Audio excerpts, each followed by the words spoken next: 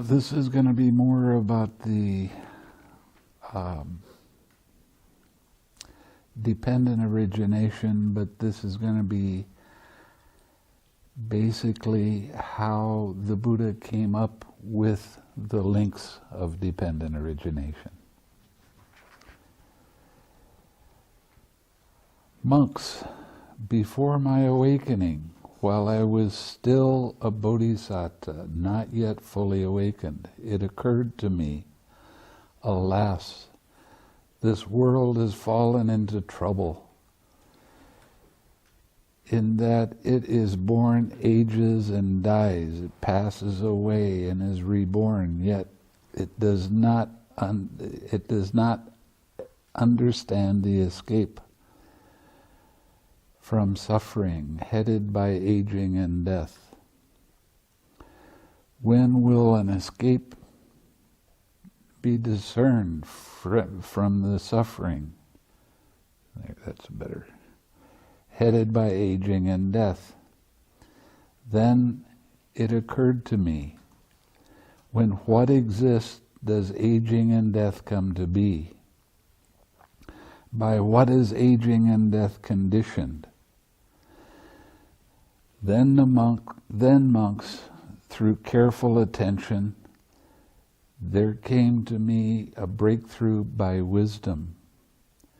When there is birth, aging and death comes to be. Aging and death has birth as its condition. Then, monks, it occurred to me, when what exists does birth come to be? By what is birth conditioned? When, monks, through careful attention, there took place in me a breakthrough by wisdom. When there is habitual tendency, birth comes to be. Birth has habitual tendency as its condition. So he's going through all of the links by figuring out how they actually work. I mean, he had a brilliant mind. Even to consider that, how many people do you know of that even think about this sort of thing? Then, monks, it occurred to me, when what exists does habitual tendency come to be? By what is habitual tendency conditioned? Then, monks, through careful attention, there took place in me a breakthrough by wisdom.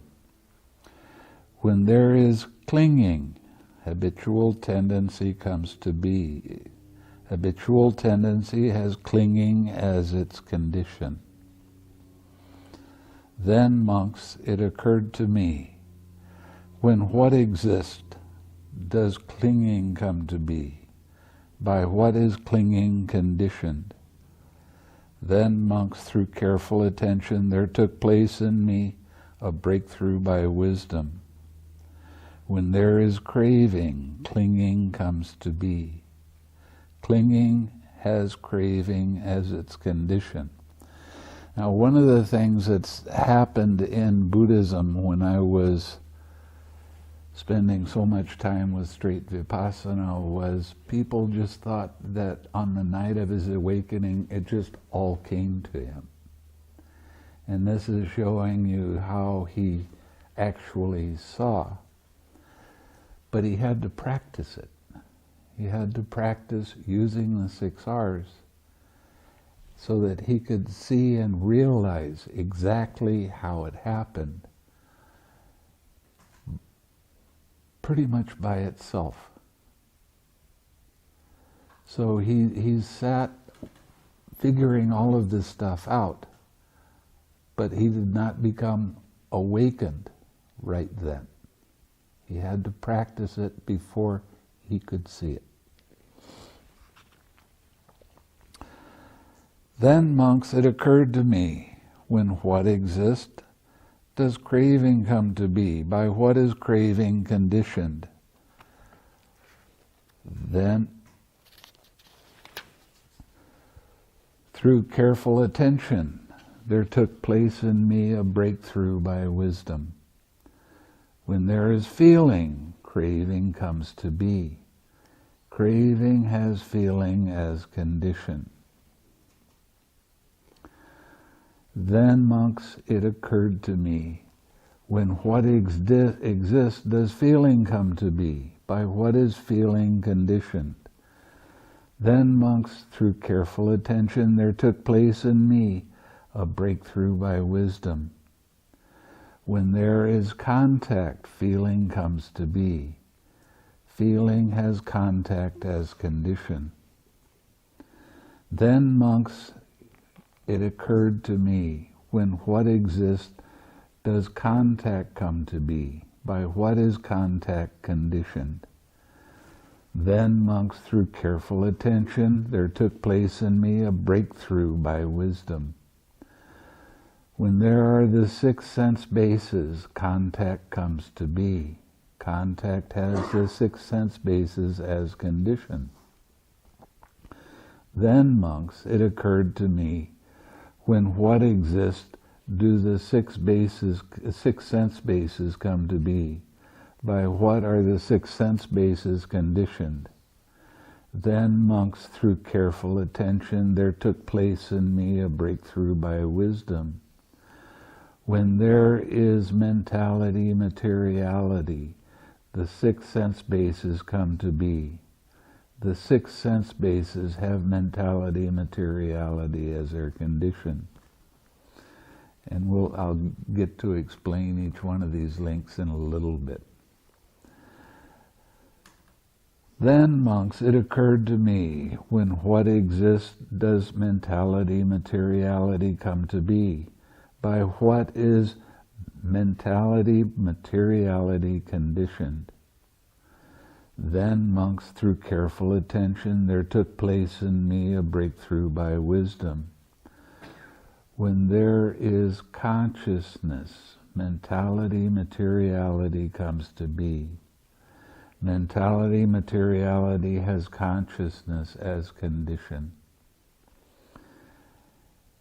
Then, monks, it occurred to me, when what exists does consciousness come to be, by what is consciousness conditioned. Then, monks, through careful attention, there took place in me a breakthrough by wisdom. When there are formations, consciousness comes to be. Consciousness has formations as condition. Then, monks, it occurred to me, when what exists do formations come to be. By what are formations conditioned? Then, monks, through careful attention, there took place in me a breakthrough by wisdom. When there is ignorance, formations comes to be. Formations have ignorance as their condition. Thus, with ignorance as condition, formations come to be. With formations as condition, consciousness. And then it goes ...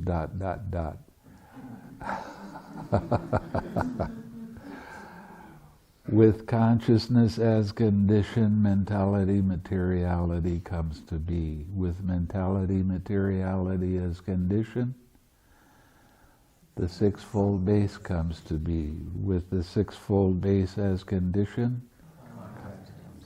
with contact as condition, with feeling as condition, with craving as condition, with clinging as condition, with habitual tendency as condition, with birth as condition, aging and death, sorrow, lamentation, pain, and despair. I always have this image of these hellfire ministers, and like that when I read this. Such is the origin of this whole mass of suffering, and then it goes into the cessation. But keeping up with Bhikkhu Bodhi, he does ... with all of this. But I'll read you the first paragraph.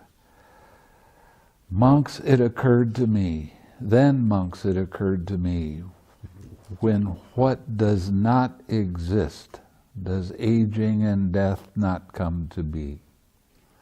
With the cessation of what does the cessation of aging and death come about? Then, through careful attention, there took place in me a breakthrough by wisdom.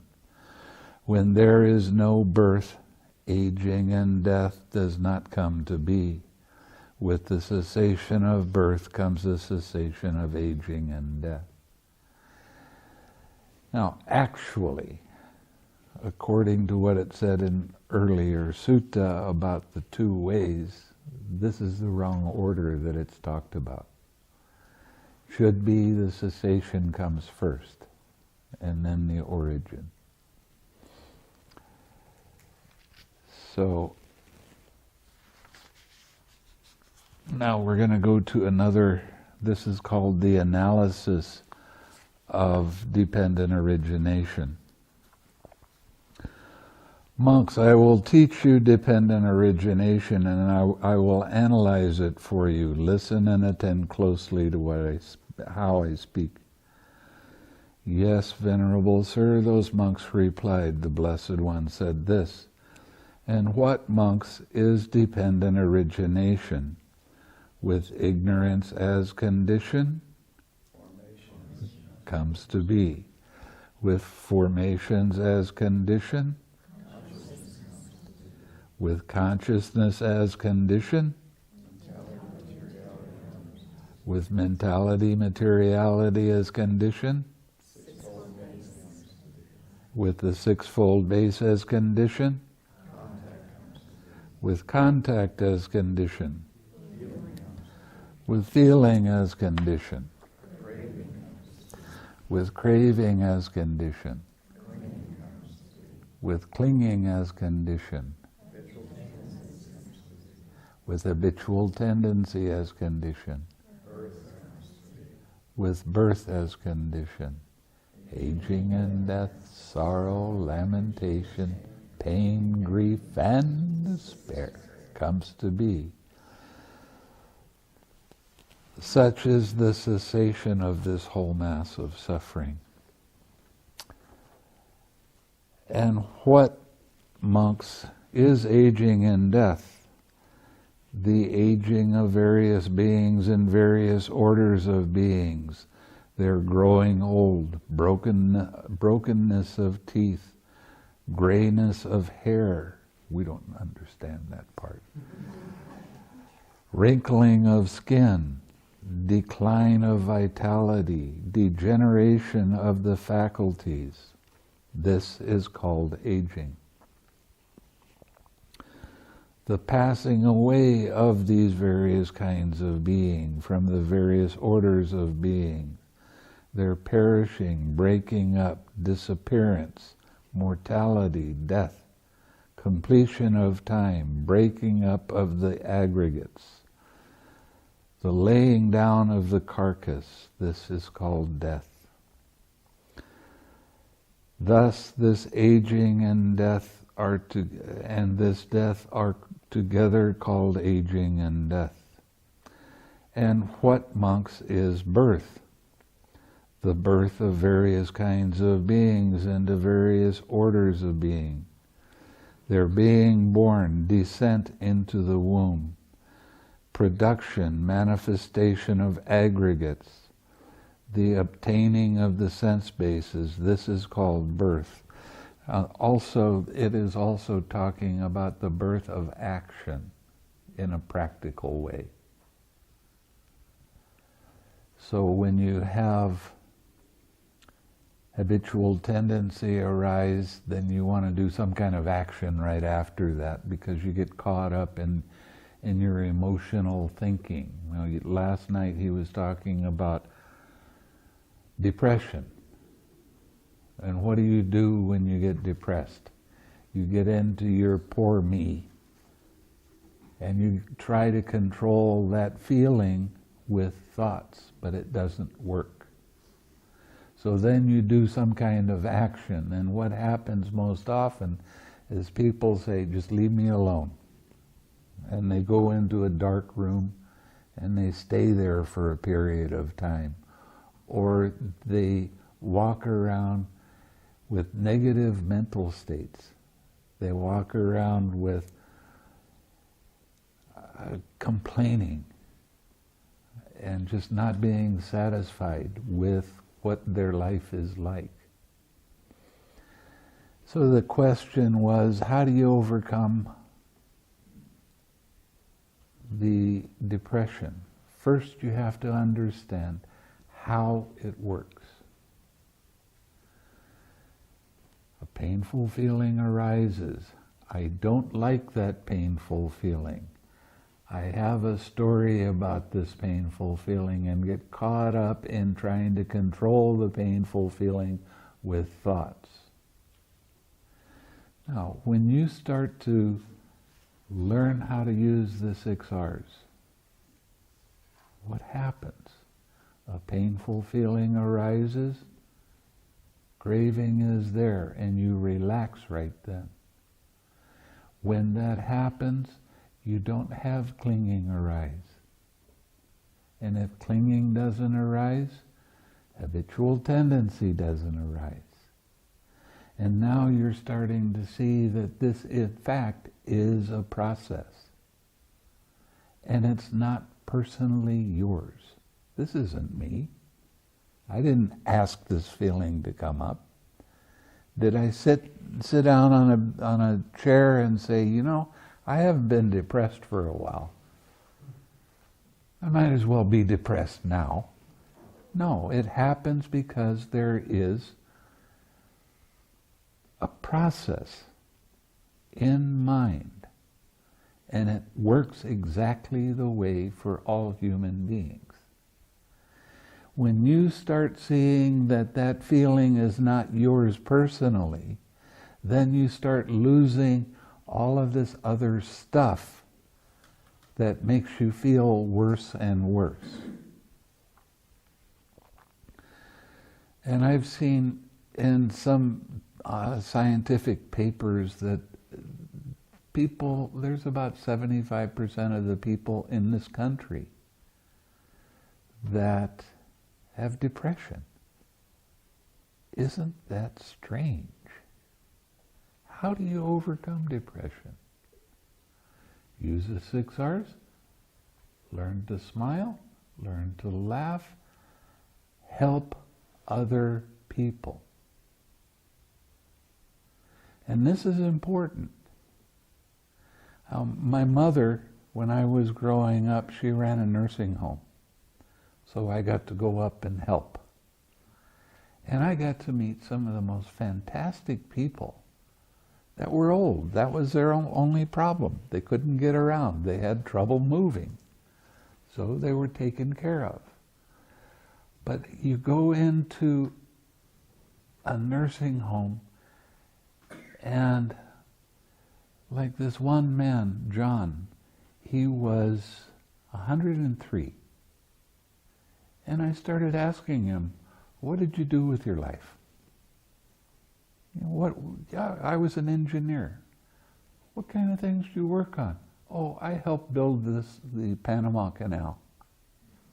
Wow. Now, when you talk to somebody like that, and you find out what they did in their life, it's really fascinating. And you're helping them. They're lonely. They only see a very few people in the day.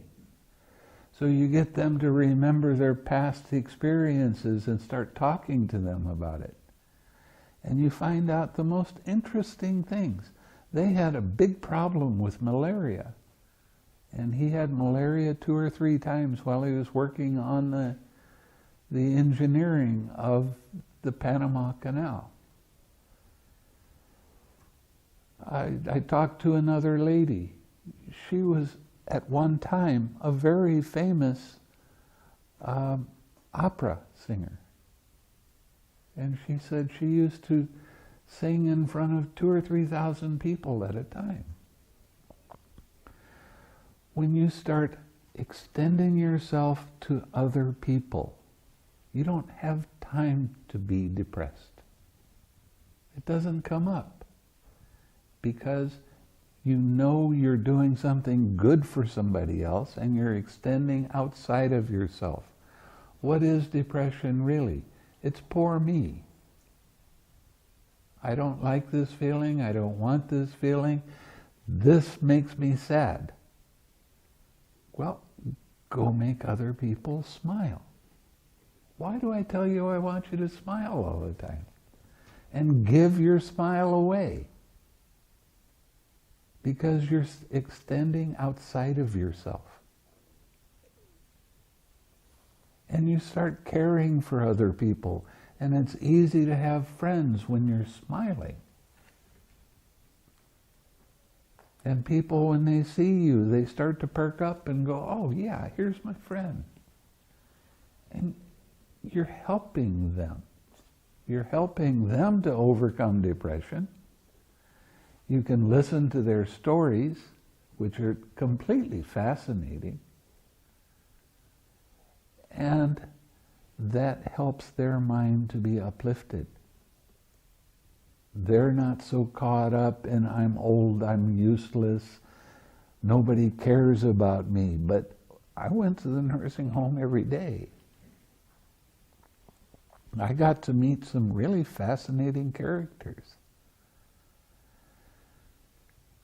But I don't want to do something like that.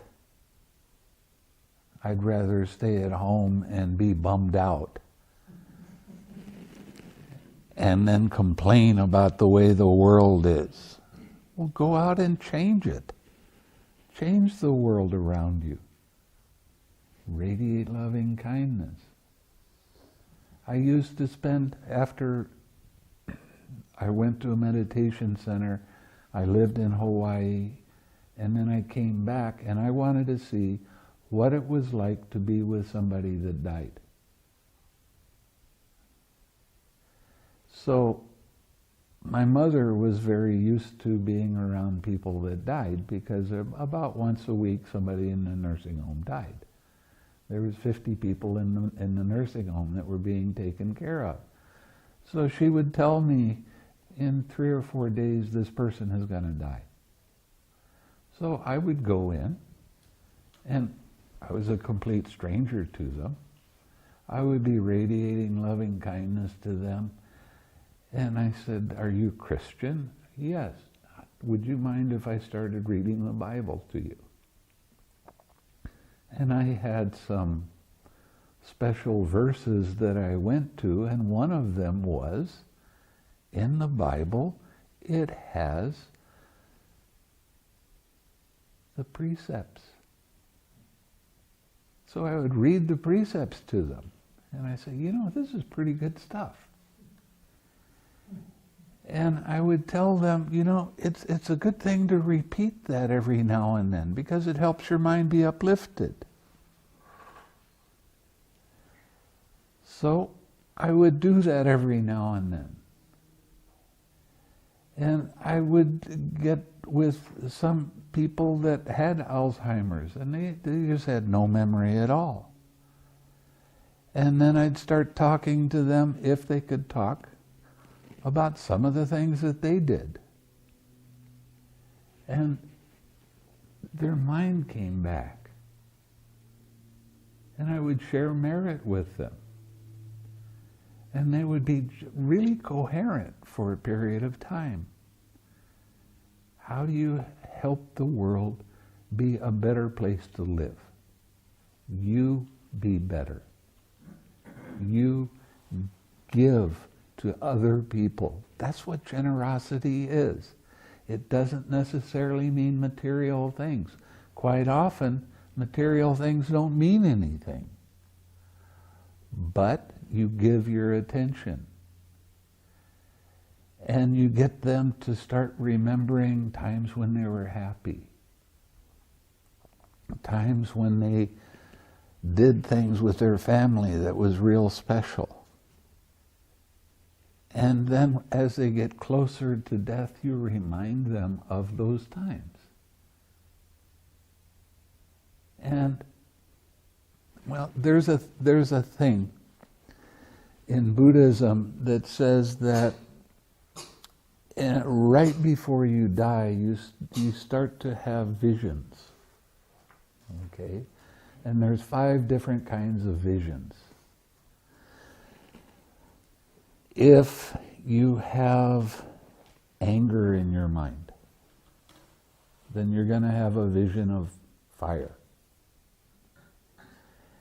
If you have greed in your mind, and some cultures, if you die on a bed, you have to be buried with it, or you're cremated with the bed, and they want to be taken off the bed so that the bed can be used by somebody else.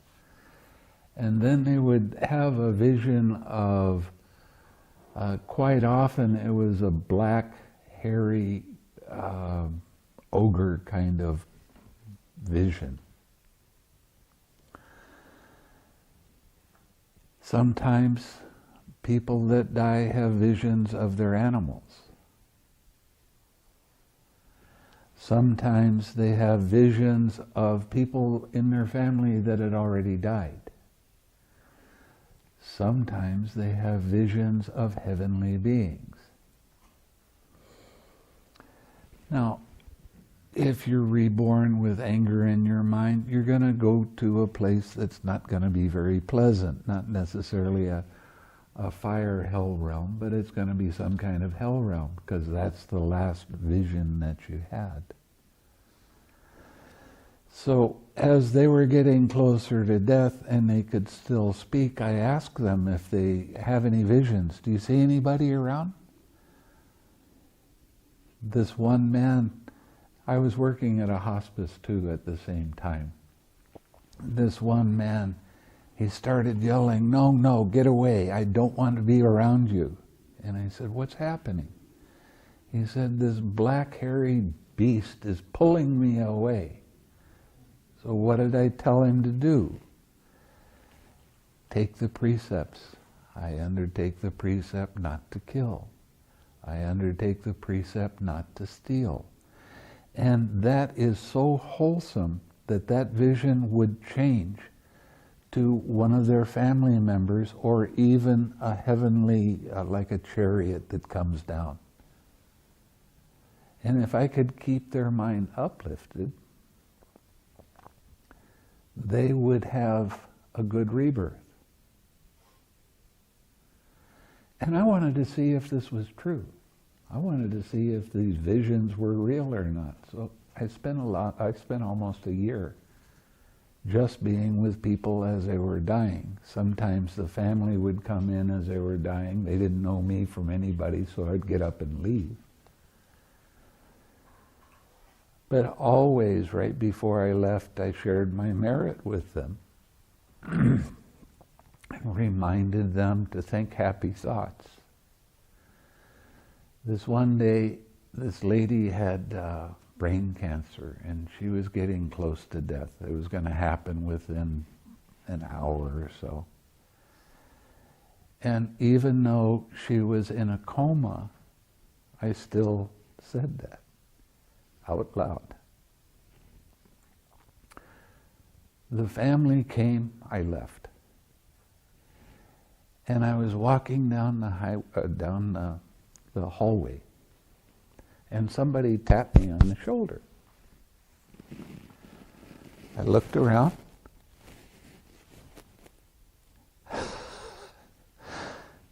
Nobody's there. As soon as they tapped me, strong joy. And I turned around and went back to the room, and that lady had just died.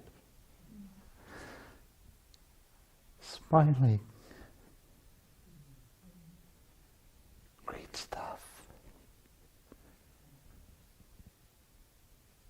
You want to get over depression? Go help someone else.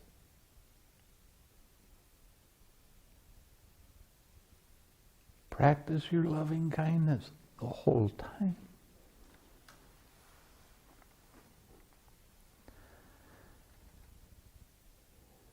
That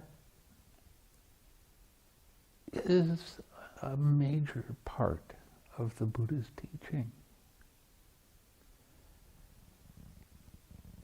Don't be self-absorbed. Find somebody else that needs help and do it.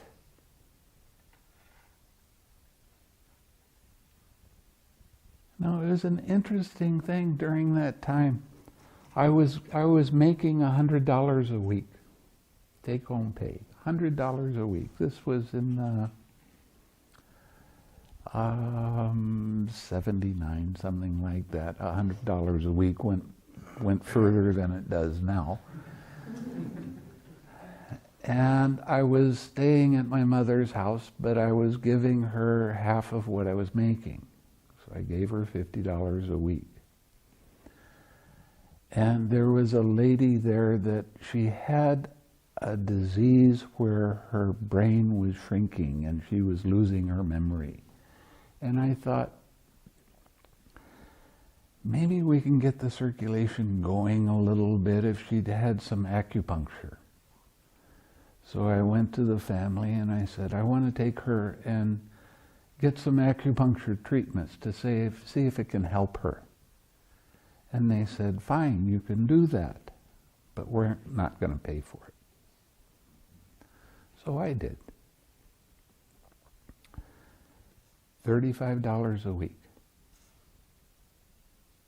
That's $85, right? I sent $10 a week to a monastery in India that I wanted to see grow. I spent $10 a week by just giving my mother a $10 bill. That's $105. I always had money in my pocket.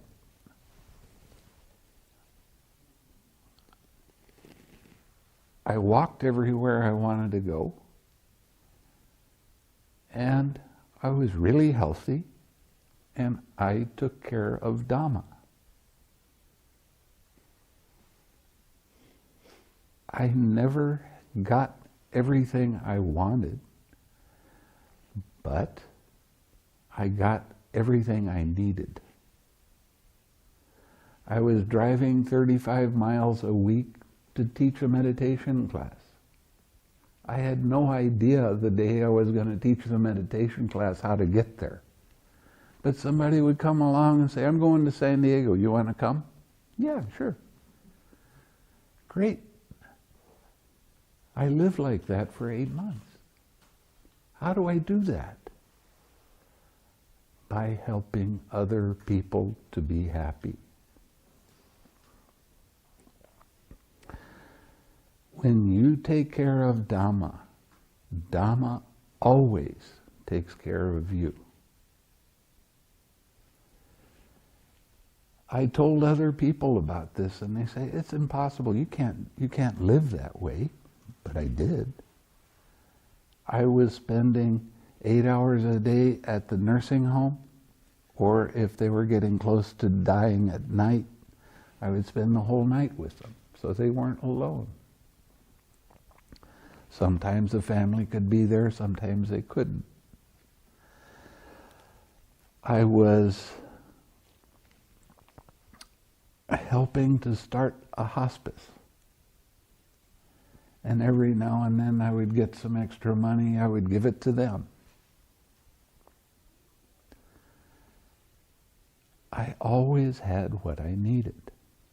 And this is a principle that is real. I mean, I lived it for 8 months. I never went without the things I needed.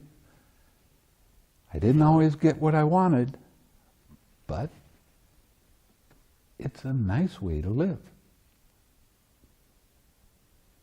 And then I decided I was going to come to Asia and ordain. And I thought, well, I'll just ordain for 1 year. And I immediately went to a meditation center, and after that, that's when I ordained. And then after about a year, I decided, no, I don't want to disrobe quite yet. That was 28 years ago.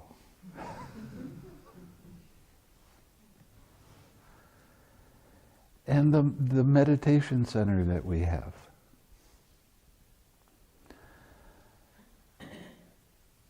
we didn't borrow any money to get the land. We got a deal on the land. We got 30 acres of land for $25,000.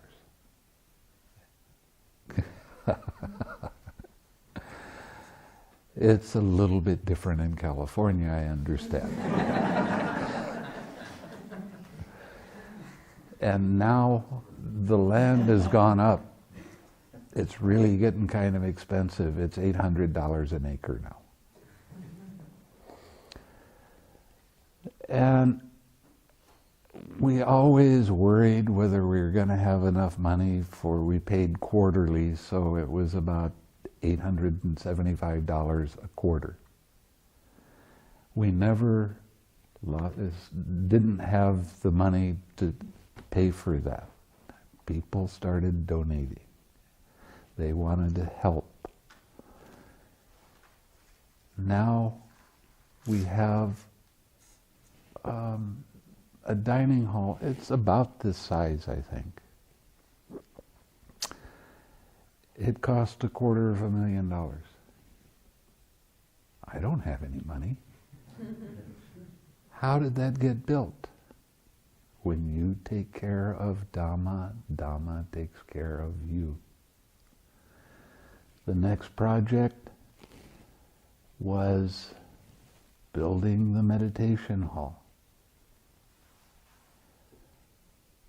Somebody donated $45,000 to get it started. And it just happened. And it was about $200,000 by the time we were done? $165,000.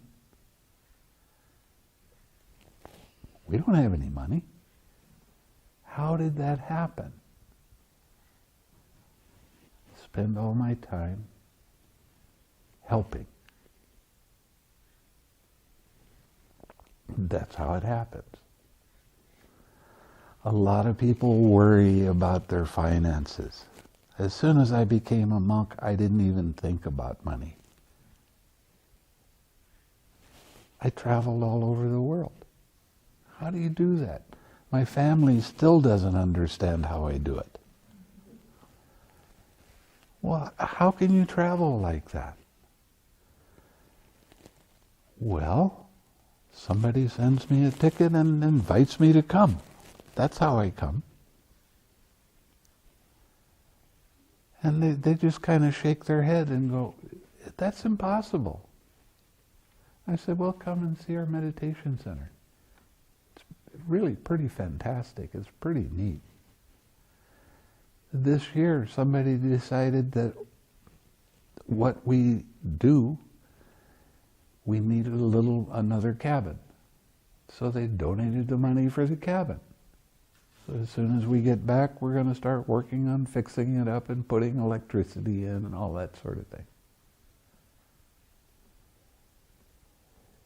They see the Dhamma as a valuable thing. And they want to support it. That's how we do that. David is our treasurer, and sometimes we get low on funds. He starts worrying a little bit and comes... And he comes to me and he said, well, we only got enough money for one more month. Because we have electricity bills and food, and we have somebody that we pay to help us because he's a carpenter and a jack of all trades. He's really good. And I said, that's okay. I don't care. Don't worry about it. Money will come. He did it one time, and the next day, a friend in San Diego sent us, or donated to us, 10 gold coins.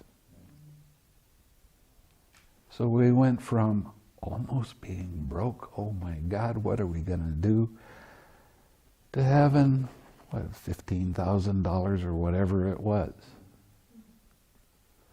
And that's the way it works.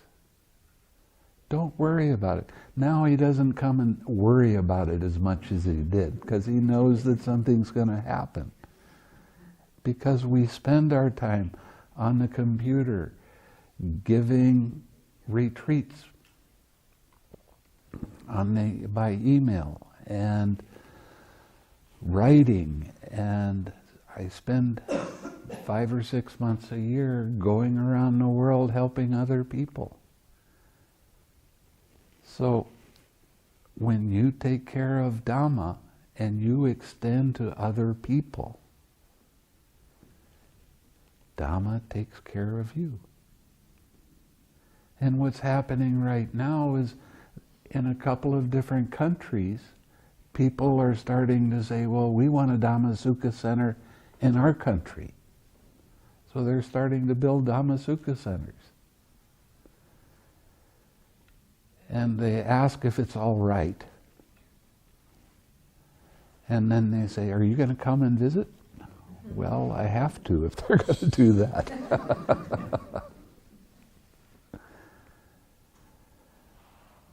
But the Dhamma is growing at a very nice pace. I mean, the Dhamma that is sutta-based. And it's starting to catch on. One of the things that happened when I first came back to this country is I stayed in Washington, D.C. for about a year at a Sri Lankan temple. And that's where I met Sister Kema. And she started thinking about ways of advertising and get people all enthusiastic because she saw the benefit of doing this. And I told her, you know, when I give a talk to 100 people, if 2 people really understand, I consider that a very successful talk. And she's saying, 2 people? It's got to be more than that. And I said, I don't want to advertise. I want the Dhamma to grow so it has a good foundation, a strong foundation. And now it's happening. The first 2 retreats I gave was for 1 or 2 people. And look now. And I have complaints that we want to have more people come to your retreats. I can only handle so many. But then we have people that are successful with the meditation and they're starting to teach too. And that's just great. As long as whoever starts teaching teaches to smile and the 6 R's. So the Dhamma is growing at a very rapid rate right now. A lot of meditation centers, they have people that have gray hair that come to the meditation, but they don't have many young folks. In Indonesia, there must have been a dozen couples that had children and came to me and they said, can you give a retreat for our kids? Well, yeah, of course. So this coming year, we're going to give a retreat for about 35 people under 20 years old. Oh, sometimes the families will come, all the kids will come and mom and dad are doing the meditation. And they have 2 or 3 kids. There was this one family that was remarkable. Had a 12-year-old girl and a 10-year-old boy came to the retreat. The 12-year-old girl became a Sotapanna. And she said, "Am I the youngest person that you taught and was successful?" And I said, "Yes." And 2 days later, her 10-year-old brother, and he was successful and became a Sotapanna. So I told her she wasn't the youngest anymore. But this can happen for any age people. I had one lady, 81 years old. It was not even a residential retreat. She went home every night. And she got it. She became more than a Sotapanna. It's amazing. And it's not because of me. It's not because of, quote, my teaching. It's because I found out the importance of reading the suttas. Because they're really systematic. They give it to you the way it should be given to you. And you start understanding it. And you start paying attention. In the last 3 years, people are really starting to get it. And as I told you before, and this is not bragging on my part, because they did all the work. All I did was read a book to them. Half of the people in 3 different retreats were successful.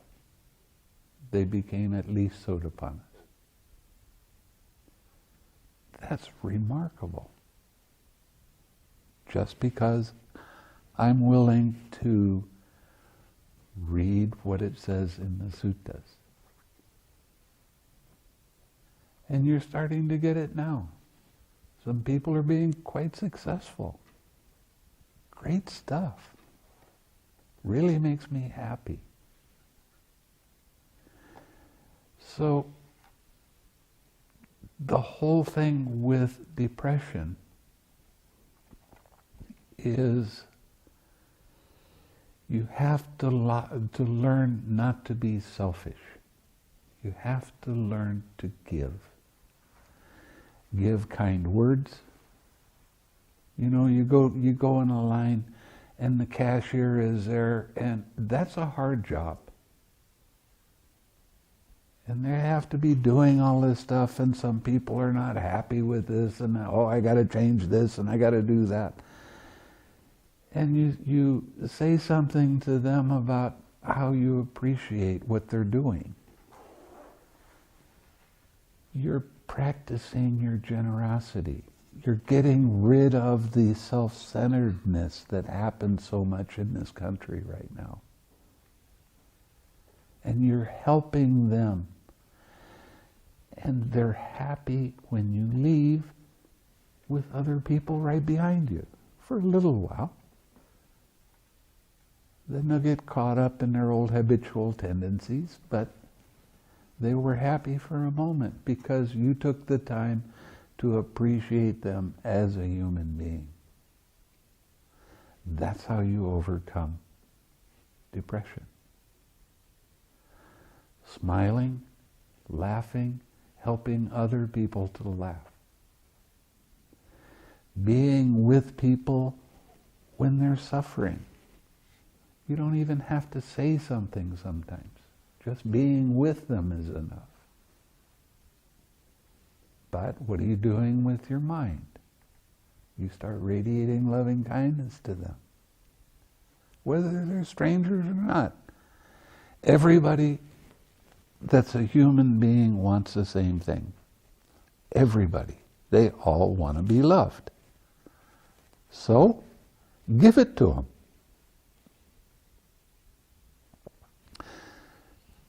That's how you affect the world around you. That's what this teaching is about. In India, during the time of the Buddha, I think I might have mentioned this before. I've done it in a few retreats and I get them mixed up whether I did it or not. The way they measured wealth was not by how much money they could hoard and have themselves, but by how much they gave.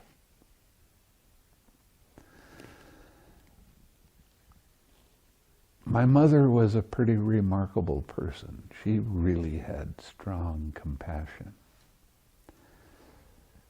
So, for a few months, when it got to be either Thanksgiving or Christmas, for a few months before that, she'd start buying 2 or 3 cans of food and putting them in a box.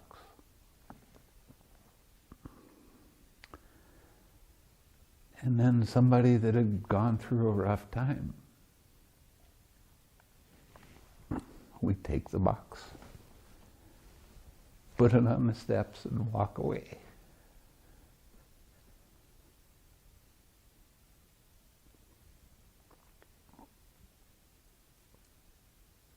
Help other people. One of the things that the Buddha said was, if you saw the advantage you get by feeding other people, you would never eat alone. Why are you in this country right now? There's plenty of food. But you're in this country right now. You're not in Africa starving to death because in the past you shared your food. Share it with everybody. When I was at a meditation center right after one of the teachers from India had left, every time we sat down at a table with him, he would take food off of his plate and put it on yours. What are you doing that for? I can take that if I want it. Oh, I like to give.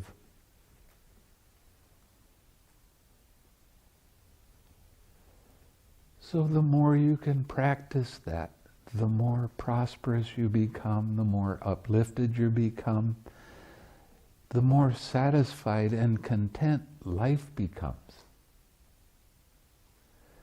So you want to overcome something as simple as letting go of depression?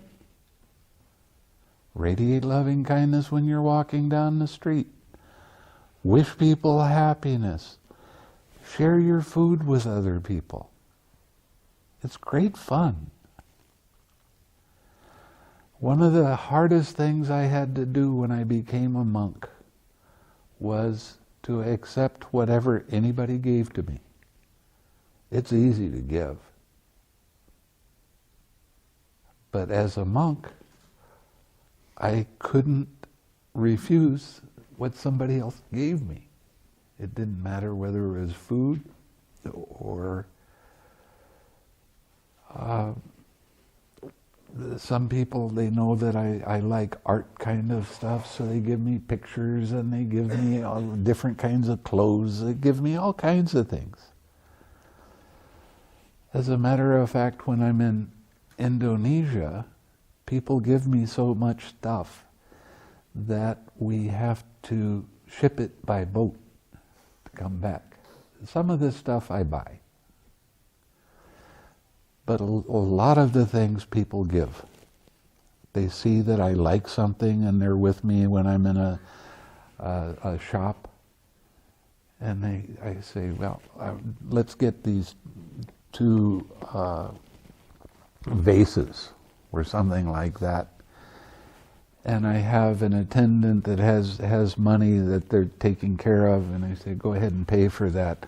Somebody also come along and say, no, I want to buy that for you. That sort of thing happens a lot. When somebody wants to give you a gift and you turn your nose up at it, it's like you're slapping them in the face. I thought enough of you that I want to give you a present. Well, I don't like that. I don't want it. What? How selfish can you be? Well, it doesn't match my other things. So what? When somebody gives you something, if you don't want it, or you don't need it, or you don't have room to store it, give it to somebody else. You want to be prosperous? It's easy to be prosperous. I'm one of the most prosperous persons I know, and it doesn't have anything to do with money. I mean, I do travel all over the world. Why? Because I give. And I'm a chronic giver. Material things don't really hold that much of a big deal to me. Somebody gives me some fruit, I see somebody that would enjoy it, I give it to them. No problem. I told you I have good food karma because I give food a lot. And I make sure that anybody that comes to my center is going to get the kind of food that they can eat. So I'm taking care in a lot of different ways. Now, all of this comes back down to getting over depression. Do you see what I'm saying? Get out of yourself and help somebody else to smile and feel good. Now there's a place in Boulder Creek called Heart Math, and they have these machines that can measure the energy when you're radiating loving kindness.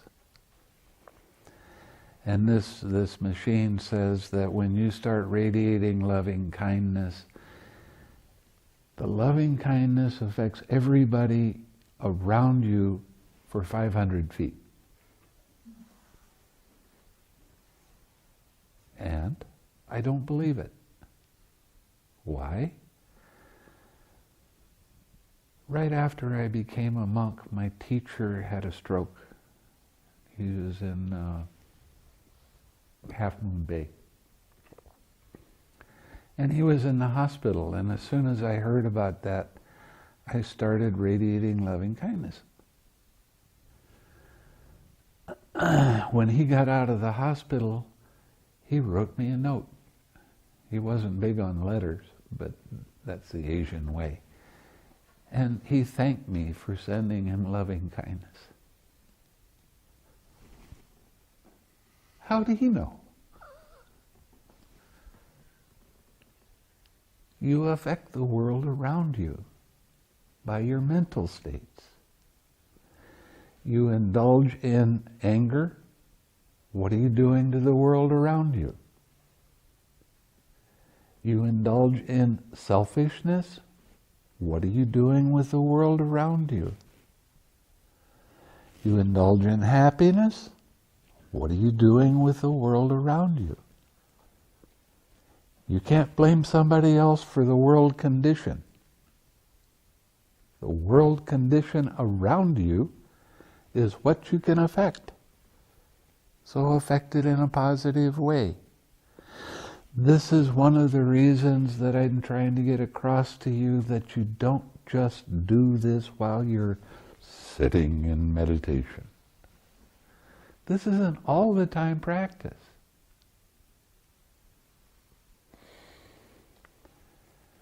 There's a couple that they were the ones that were instrumental in me going to Indonesia. The wife was Indonesian and she married an American. Right before they got married, the man's father came to him and he said, "Do you want to have a successful marriage where you're not fighting and you're not bickering?" Because that happens a lot. And he said, "Yeah, what do I have to do?" And he said, "It's real simple. Everything your wife says is right. And you let her be right, even though she's dead wrong. You don't fight with her about it. You let her be right, and then you can discuss what her ideas are." They've been married 7 years. They have not had a fight in 7 years. Can anybody else say that that's married?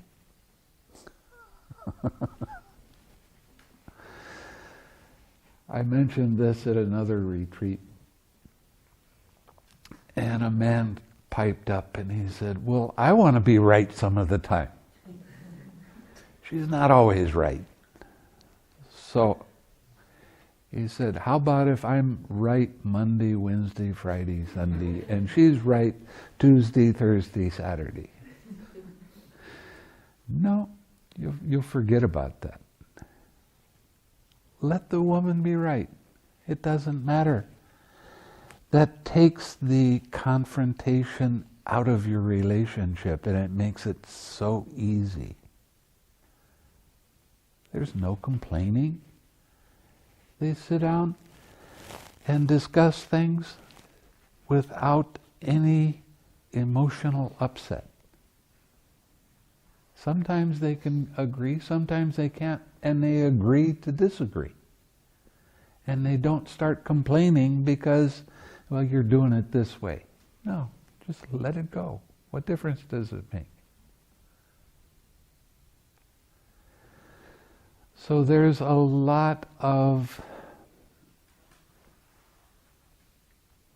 things that you can do to overcome depression or anger or dissatisfaction. You can overcome this easily by not taking these things personally. Somebody else's opinion, even if they come at you with anger and they come at you with dissatisfaction, they can do that, and I can still be happy. They say things that are incredibly hurtful. They can do that. That's their opinion. That doesn't mean it's right. And it doesn't mean that I have to defend myself. But what do you do when somebody comes at you like that? You start sending them loving kindness because you see that they're suffering. What's compassion? Seeing somebody else suffer and love them without any other conditions. Just love them because they're there. Radiate loving kindness. You'd be surprised how much better your relationships become when you can remember to do that. That's what being content is all about. What's the definition of contentment? I looked it up in the dictionary. Being happy.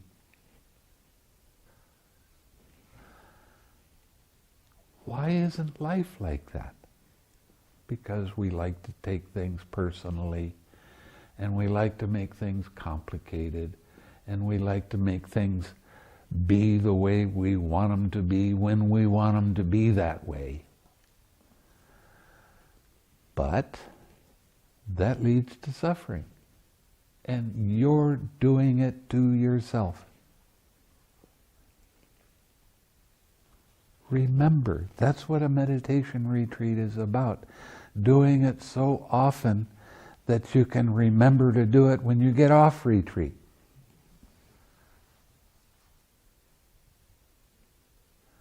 I had one of my students in Malaysia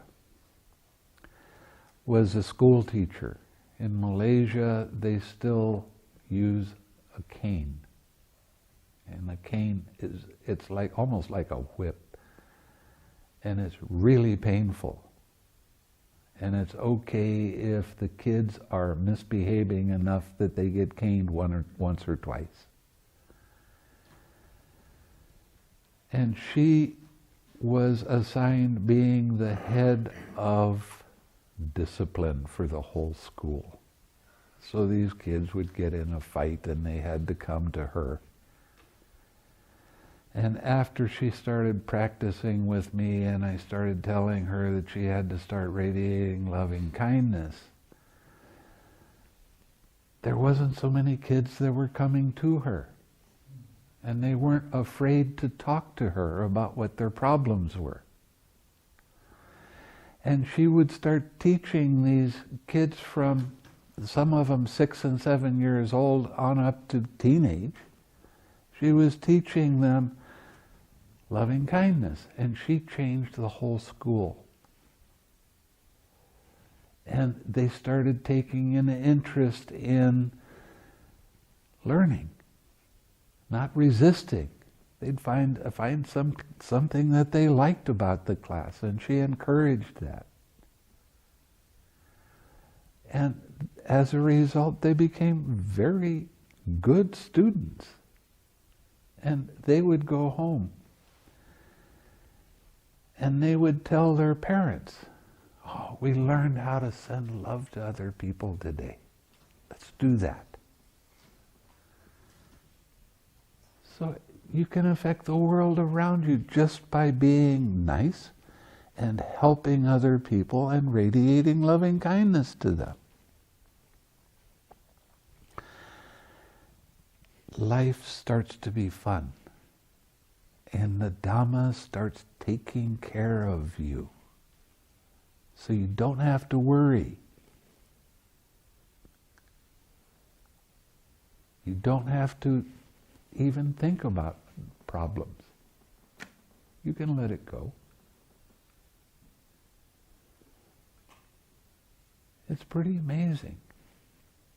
And quite often something that I need, I start thinking about it before I can do anything or tell somebody else that I'd like to have that. They come and give it to me.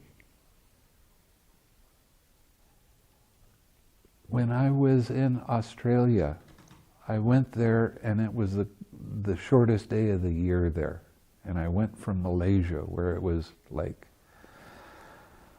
it was probably 85 Fahrenheit. And I went to Australia and it was probably 40. And I was not prepared for cold weather. I had on real light robes. I didn't have any socks. And as I was walking around, I started thinking, boy, it would really be nice to have a pair of socks. My feet are so cold. And I finally got to this monastery, and the first thing the head monk did was give me a pair of socks. I said, all right. In a week, I had a dozen pair of socks. And literally, I was walking around going, I don't need any more socks. Please stop the socks. And to this day, people still give me socks. So I get to give socks away to other people. And quite often what you give, you get. So I keep having them come back for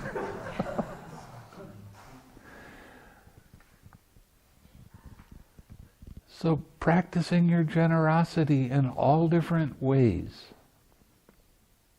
is how you overcome depression. And you start getting more healthy. Keeping the precepts is a real important thing to do. It's real good because it's a kind of protection for you. A lot of people come and they say, I want to teach this stuff. What do I have to do to learn that? Keep the precepts. Be the example. Show other people the compassion that you're cultivating all the time. That's how you teach other people. People learn by example. especially children. They see you fighting with mom or dad, then all of a sudden they're fighting with brother or sister. But they see loving and kind, then they want to get in the middle of it. I want some of that. That's good stuff. And they start appreciating other people around them. So, this practice is life-changing if you practice it, if you do it. You will be prosperous. You'll get what you need. Not always what you want, but what you need. We started out with 30 acres. We have 102 acres because somebody donated the money to get another piece of land.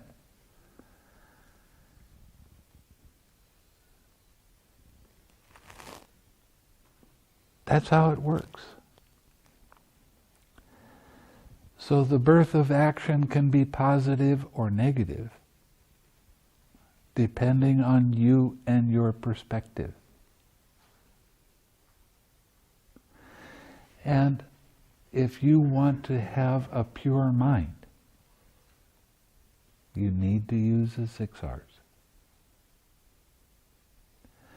And you need to use the 6 R's all the way down to letting go of ignorance. Then Nibbana occurs.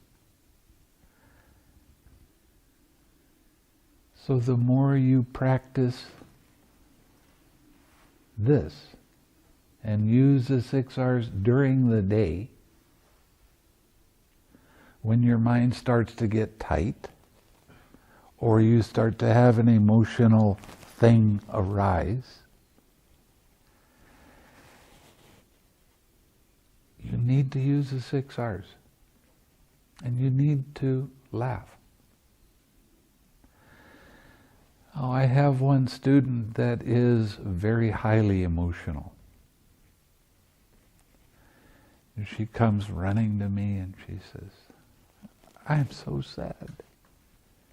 I've really hurt a lot. What can I do with that? So I said, laugh. I can't laugh now. I'm in pain. So I start laughing. I said, listen to how ridiculous this is. You're taking all of these thoughts and feelings personally. Isn't that funny? And I keep laughing, and before long, she's laughing, and then she's not emotional, she's not in pain anymore. How do you affect the world around you? The whole thing with mindfulness is remembering to do it. Remembering the 6 R's. Remembering to laugh at how crazy this thing is. Every time it takes something personally. That makes me mad. Isn't that funny? I mean, really. Did you tell yourself, it's time to be mad now. I'm going to yell at everybody and I'm going to make people hate me because I'm so mad. Isn't that funny? How dumb can it be? It's not you, it's not yours, it's just a crazy mind taking off. But practice makes perfect, eventually.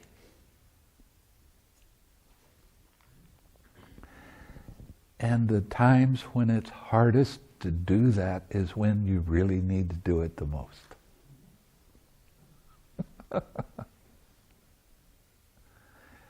You want to overcome depression? See? It's easy. It's not such a big deal. But I have chronic depression. Okay. Then figure out how it works. Help somebody else that really has problems. Because depression is a made-up thing in your mind. It really is. And something that you're taking personally. Help other people, you stop thinking about yourself. Make other people happy. Figure out ways to make them laugh. Life starts to be fun then. Not only for you, but other people around you. I'd like to catch a hold of the guy that said that you're supposed to be serious. Life is serious. I'd like to catch a hold of him and just beat the heck out of him. Wrong.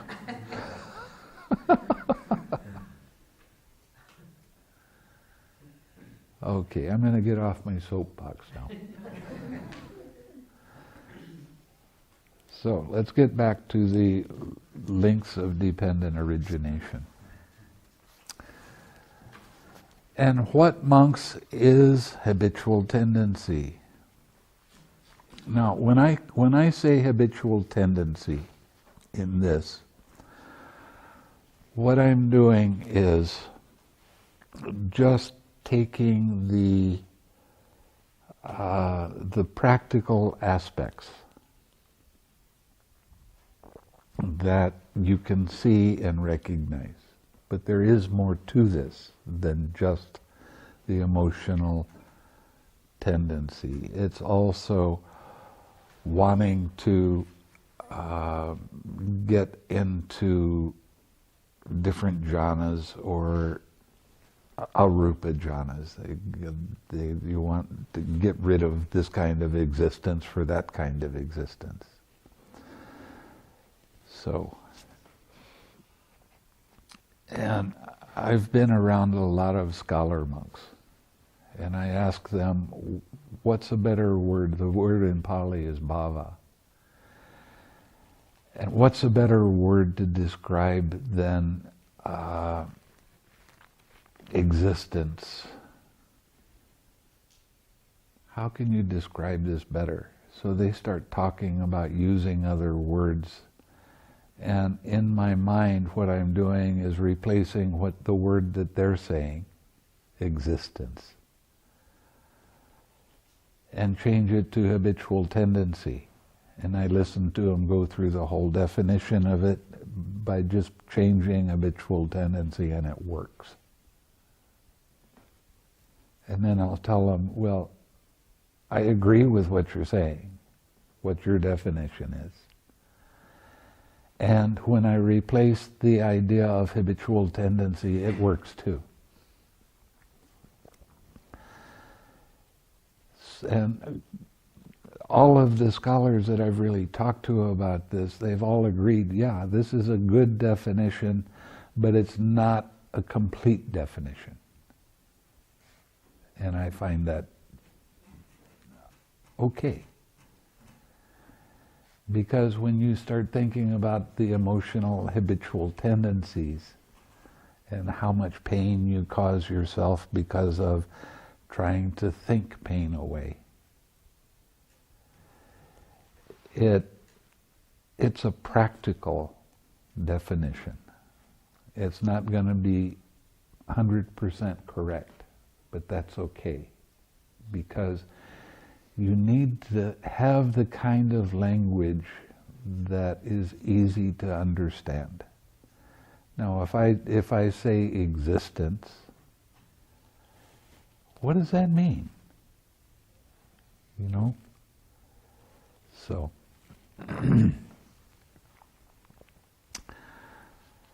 okay, now, and what, monks, is clinging? There are 4 kinds of clinging. Clinging to sensual pleasures, clinging to views. Now this is the one that I say, this is your story, your thoughts, your opinions, your ideas. Clinging to rules and vows. there is a phenomena that happens with monks.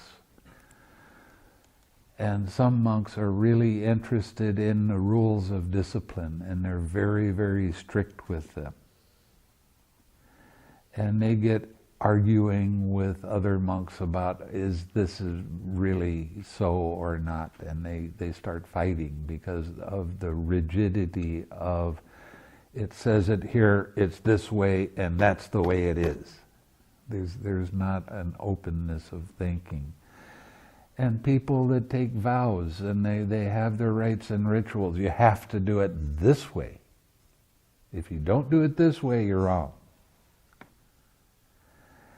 And that causes an awful lot of suffering in your own mind when you're over rigid.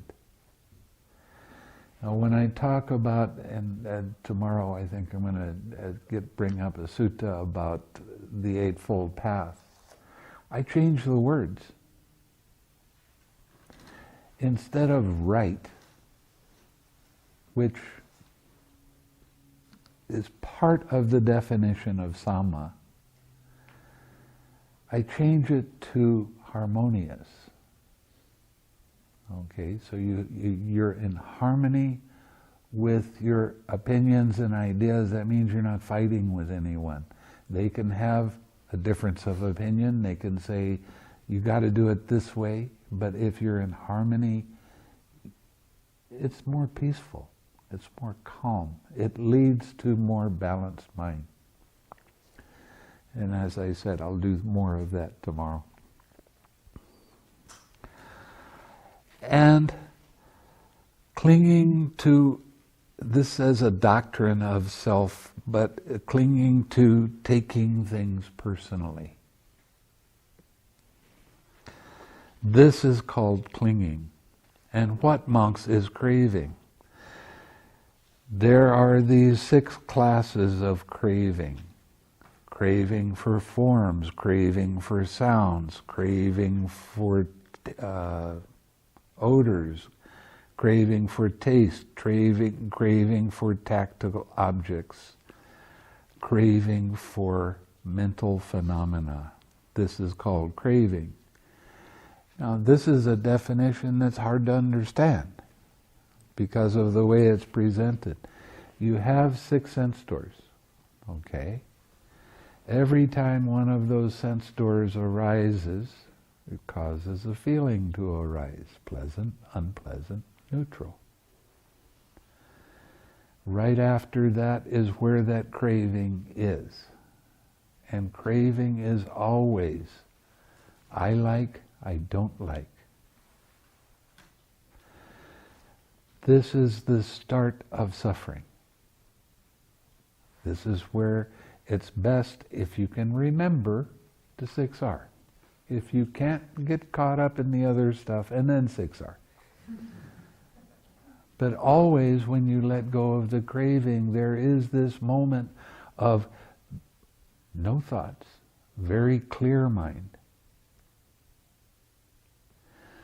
One of the things that happens with 6Rs, because I talk about it so much, is that some people try to use 6Rs to beat things away. It's like it's a stick, and I don't like this feeling. 6R, 6R, 6R. But it doesn't go away. It's not supposed to go away. It does on its own. When you go deeper in your practice, you'll get to a place where you'll see the very beginning of something arise, and you 6R right then, and it keeps arising. But you don't keep your attention on it. You keep your attention on your object of meditation. Then it fades away by itself. You don't use the 6Rs as some kind of control to make things be the way you want it to be. When you use that relaxed step, you might not notice it, but right after that, there is no thoughts for a short period of time. And then you have to bring up something wholesome. I've had a lot of students that after retreat, they go home and they say, Well, this problem came up. And I released and I relaxed and I released and I relaxed and it didn't go away. Well, of course it didn't go away. Why? You're not using the formula. You have to use the whole formula for it to work. Lighten your mind, smile. Come back to something wholesome. Or stay with the smile if that's the case. Keep doing that wholesome thing. Yeah, but that pain is still there. Okay, then do it again. But not immediately. You have to bring up the wholesome. Nature abhors a vacuum. When you 6R, the craving is gone. Right? If you don't take that craving-free mind and bring up something wholesome, then it's going to go back to that unwholesome thing. So you have to use the whole formula. And it's not a control mechanism. But it didn't go away. That pain still stayed there. Okay, so what? If it pulls your attention to it, do it again. After you've come back to your object of meditation and developed the light mind.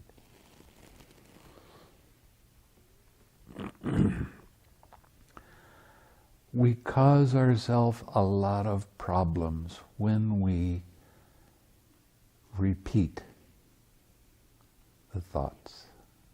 And why do repeat thoughts arise? This is me, this is mine. I don't like this. I want it to be different than it is. I want it to change the way I want it to change. 6Rs aren't for that. 6Rs are just for letting go of the identification, even if it's just for a short period of time. But you use the 6Rs all the way. Coming back to an uplifted thought. Coming back to a smile. That might not even stay for very long before you bounce back to it, to that pain. Okay, then do it again.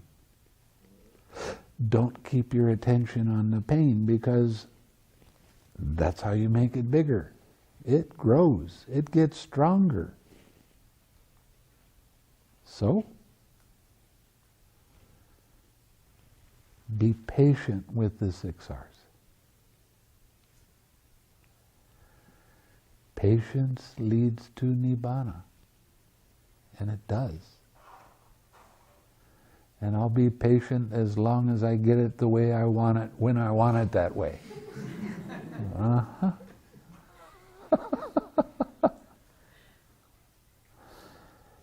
See how your mind feels when you laugh?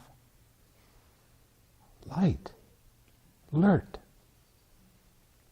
The more you smile, the more you laugh, the lighter your mind becomes. The more you have joy in your life, and life becomes fun. The person that does the interviews in Indonesia, she's just great. She really knows English well, and she's really good at translating. And she has to translate during the interviews and that sort of thing. So we're waiting for somebody to come. We're always giggling and laughing about nothing in particular, just because it's fun. And people walk into the room and they hear us laughing and they start feeling better right then. So we're teaching by example. It's really nice. Great fun to be around her. And she's married, and it's not to do with anything except there's two human beings that really appreciate themselves, and they say things that we laugh with.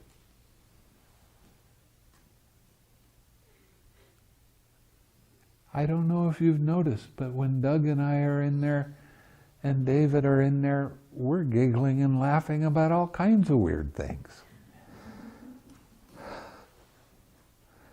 You can hear us laugh before you even open up the door. How can we do that? Because we're having fun. Life is fun. We like to be happy, so we are. We practice it. So letting go of the craving is a major thing.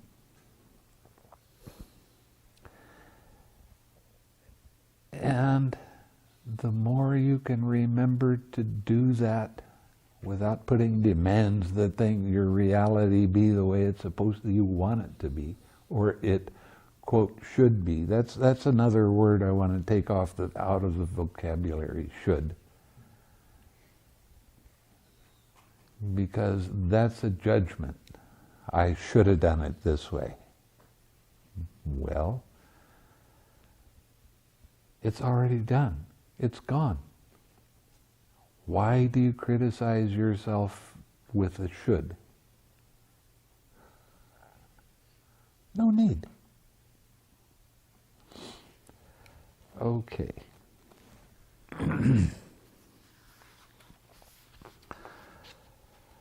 And what, monks, is feeling?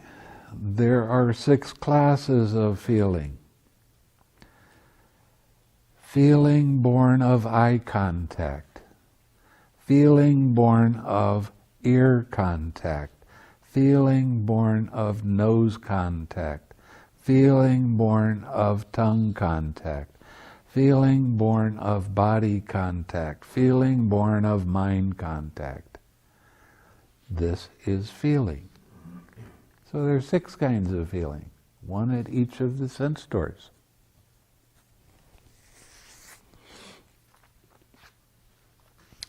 And actually there's a sutta that there's 108 kinds of feeling. That's really getting picky.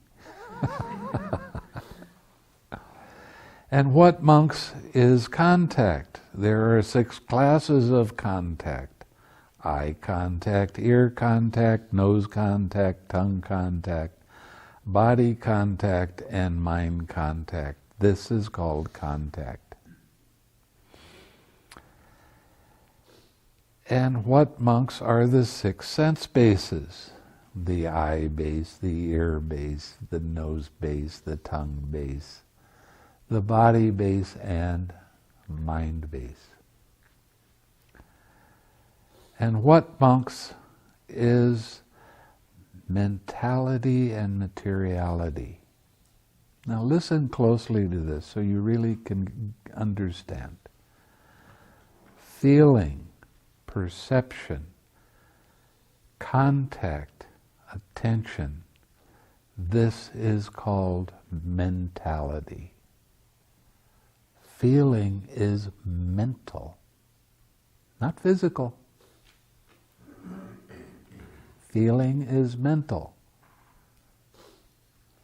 Okay, think about that for a little while. This is called mentality. The 4 great elements and the form derived from the 4 great elements. This is called materiality. 4 great elements: earth element, fire element, water element, air element. Okay, everything material is made up of these in different degrees. That's what material form is. One of the things that's real interesting, during the time of the Buddha, there was a lot of people that were practicing different forms of yoga, and they didn't connect body and mind. They got their body in different postures, and they said it's all mental. But when the Buddha came along and said you can't have mind without body, that was pretty revolutionary at that time.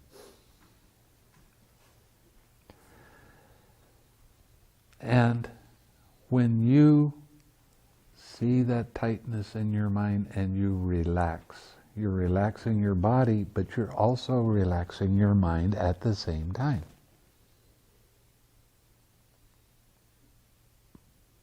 Interesting, huh? Okay, and what is consciousness? There are these 6 classes of consciousness. Eye consciousness, ear consciousness, nose consciousness, tongue consciousness, body consciousness, and mind consciousness. This is called consciousness. Now, in the dependent origination, consciousness is the potential for those to arise. And when it arises is when the 6, you have I and form, and then I consciousness arises. So you have this potential for all of these different kinds of consciousness to arise when there is that contact. And what, monks, are formations? There are these 3 kinds of formations: bodily formation, verbal formation, and mental formation. Okay? And that has craving in it too.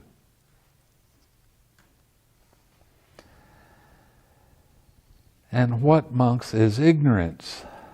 Not knowing what suffering is. Not knowing the origin of the suffering. Not knowing the cessation of the suffering. Not knowing the way leading to the cessation of suffering. This is called ignorance. So now we've gone through all of the links of dependent origination. And because there is the origin of suffering in every one of the links, there is a slight bit of craving in that. So you have to keep your 6 R's going until you attain Nibbana.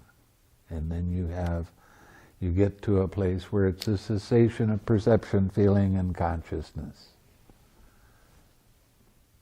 And that everything stops. Just for a short period of time. When the cessation, feeling, and consciousness arise, it's like a clean slate, and you can get to see how these links arise and how they cease.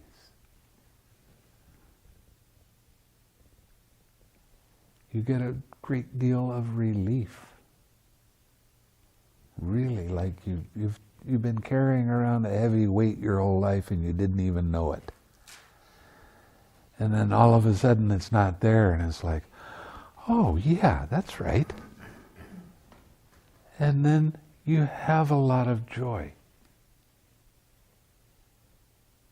And you feel so good you don't even want to, you come and tell me, I say, okay, you've experienced this. And you don't even want to go back and sit. I feel too good to do this. Don't care, still got to go. Got to go back to work.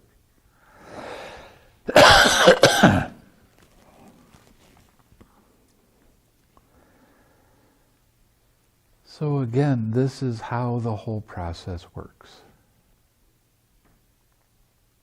It's all conditioned. It all has some craving in it. And when you get to the unconditioned state, there is no more craving. There is no more ignorance. How do you describe Nibbana? I don't most of the time. Because it's impossible. how can you describe an unconditioned state with conditioned words? Now, there is a thing in the Anguttara Nikaya that kind of gives you an idea. And it says that if you go to by the ocean and you build a sandcastle,